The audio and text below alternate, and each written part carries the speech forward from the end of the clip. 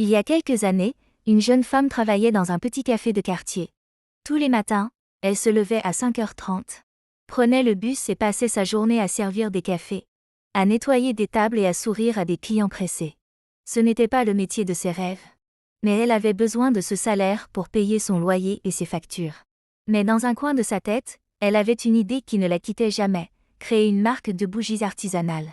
Elle adorait les parfums, les ambiances chaleureuses. Et elle savait que beaucoup de gens recherchaient des objets simples mais capables de transformer un espace. Chaque soir, après sa longue journée de travail, alors que ses collègues sortaient ou allaient se reposer, elle rentrait chez elle et passait 2 à 3 heures à expérimenter. Elle achetait de petites fournitures, de la cire, des mèches, des parfums. Son petit appartement sentait parfois tellement fort la vanille ou la lavande que ses voisins venaient frapper à sa porte, curieux. Pendant des mois, elle a testé, échoué, recommencé. Certaines bougies se consumaient trop vite. D'autres ne diffusaient presque pas de parfum. Et parfois, elle renversait tout, épuisée. Elle avait envie de tout abandonner. Mais chaque matin, quand elle retournait au café, elle se disait « encore une chance.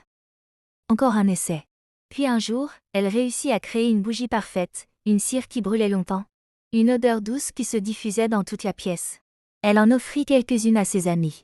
Ces dernières lui dirent « tu devrais les vendre ». Alors elle créa une petite page sur Internet.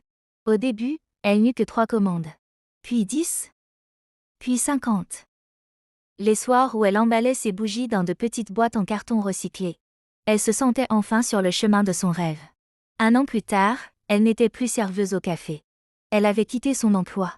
Et ses bougies étaient vendues dans plusieurs boutiques de la ville. Elle avait 2 personnes pour l'aider à gérer la demande. Son secret ? Elle n'avait pas abandonné. Même quand personne n'y croyait. Même quand les résultats tardaient à venir. Elle avait compris une chose essentielle, ce n'est pas le succès qui crée la persévérance. Mais la persévérance qui finit par créer le succès.